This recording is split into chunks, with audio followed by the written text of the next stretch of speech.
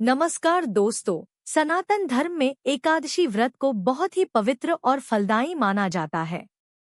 हर एकादशी का अपना अलग महत्व होता है, लेकिन आज हम बात करेंगे पापमोचनी। ऐसा माना जा एक ऐसी एकादशी जिसके बारे में कहा जाता है कि यह इंसान के बड़े से बड़े पापों को भी नष्ट कर देती है। धार्मिक ग्रंथों के अनुसार चैत्र मास के कृष्ण पक्ष की एकादशी को पापमोचनी एकादशी मनाई जाती है। पापमोचनी शब्द का अर्थ है पापों से मुक्ति देने वाली।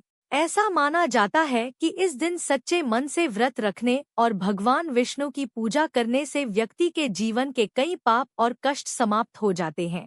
पुराणों में पापमोचनी एकादशी से जुड़ी एक रोचक कथा भी बताई गई है। बहुत समय पहले एक महान तपस्वी मेधावी ऋषि थे। वे जंगल में कठोर तपस्या किया करते थे। उनकी तपस्या इतनी शक्तिशाली थी कि देवताओं तक को इसका प्रभाव महसूस होने लगा। इसी दौरान स्वर्ग की एक सुंदर अप्सरा मंजुघोषा वहां आई। उसकी सुंदरता और मधुर स्वर इतने आकर्षक थे कि उसने अपनी वीणा बजाकर ऋषि मेधावी की तपस्या भंग कर दी। धीरे धीरे ऋषि उसके मोह में पड़ गए और कई वर्षों तक अपनी तपस्या भूल गए। लेकिन जब ऋषि को होश आया तो उन्हें अपनी गलती का एहसास हुआ।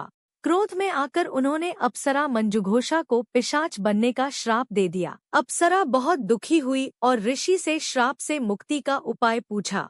तब ऋषि मेधावी को भी अपने क्रोध अप्सरा ने उन्होंने बताया कि पापमोचनी एकादशी का व्रत करने से उसे इस श्राप से मुक्ति मिल सकती है। अप्सरा ने श्रद्धा और विश्वास के साथ पापमोचनी एकादशी का व्रत किया और उस व्रत के प्रभाव से वह श्राप से मुक्त होकर फिर से अपने दिव्य रूप में लौट आई।